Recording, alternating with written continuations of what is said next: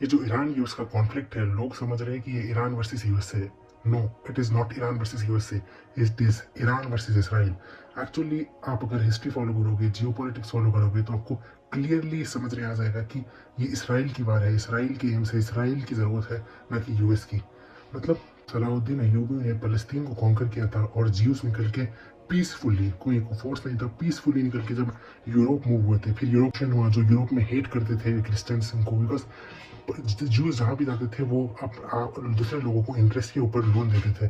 तो ज़्यादातर जो क्रिश्चियंस है या बाकी लोग भी है हमेशा हेट करते थे जीव्स को बिकॉज ऑफ दिस इंटरेस्ट। तो लेकिन जब जीव्स को पता चला नॉर्मल पीपल को लोन देंगे और उस पर इंटरेस्ट चार्ज करेंगे तो उतना ज़्यादा प्रॉफिट नहीं है, तो लोग गवर्नमेंट को देते थे ये जो लोन है। मतलब इतने ज़्यादा पावरफुल इन्फ्लुएंशियल बन गए थे, इतना ग्रुप और कम्युनिटी में रहने लग गए थे कि इतना प्रोसिक्यूशन जो जर्मनी में हुआ उसके बावजूद भी वो इतने पावरफुल थे कि they gave loan to British to fight against France Napoleon. और और उन्होंने ये वार में फंड करके भी कितना की पैसा कमाया, इंटरेस्ट से पैसा कमाया। और ये वार में उनको जल्दी इन्फॉर्मेशन भी मिल जाती थी कि कौन जीत रहा है कौन, तो वो स्टॉक मार्केट से भी कई सारा प्रॉफिट कमाते थे।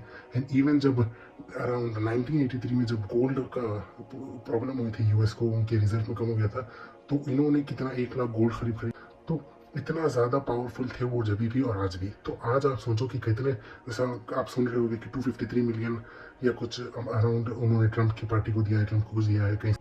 आप इसे समझ रहे होंगे कि कितने पावरफुल, कितने इन्फ्लुएंशियल, कितने वेल्थी है, और इन्हें पता है कि कैसे लॉबिंग करी जाती है, कैसे खरीदी जाती है चीज़ें, कैसे लोगों को खरीदा जाता है, कैसे गवर्नमेंट्स खरीदे जाते हैं, कैसे नेशंस खरीदे जाते हैं। तो भाई उन्होंने फंड किया। और ये आप सोच रहे होंगे कि फिर मतलब क्या है ये फंडिंग का, इतनी लॉबिंग का, इतने पैसे खर्च करने का मतलब क्या है। मतलब जिस तो कहीं भी जाके रह सकते हैं, मतलब है ही कितनी पॉपुलेशन, और जितनी पॉपुलेशन है वो सब एजुकेटेड और लिटरेट और बड़ी वेल्थी पॉपुलेशन। मतलब कोई भी नेशन ले लेगा, इन्हें यूरोप ले लेगा, यूरोप में इतनी पॉपुलेशन की वजह से जापान ले लेगा, या यूएस खुद अपनी पॉपुलेशन ले सकता है।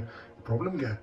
प्रॉब्लम है ग्रेटर इसराइल की। ये ज्यूस को बनाना है ग्रेटर इसराइल, जिसमें part of Saudi, Jordan, Lebanon, Egypt का जो वो वाला पेनिसुला है वहाँ पर वो, और कहीं पूरा फलस्तीन, पूरा गाजा सब आ जाता है उसमें। तो इनका मकसद ये है कि भाई उन्हें बनाना है ग्रेटर इजराइल। आप बोलो ग्रेटर इजराइल क्यों बनाना है भाई? अभी आपने कहा कि वो जाके कहीं भी रह सकते हैं, इतने पावरफुल, इतने एजुकेटेड, इतनी क्वालिटी पॉपुलेशन है। मतलब जैसा इंडिया की पॉपुलेशन, अगर आप बोलोगे कि भाई यूरोप में पॉपुलेशन डिक्लाइन हो रही है, इंडिया की पॉपुलेशन ले लो, तो इंडिया की पॉपुलेशन की क्वालिटी अच्छी नहीं है।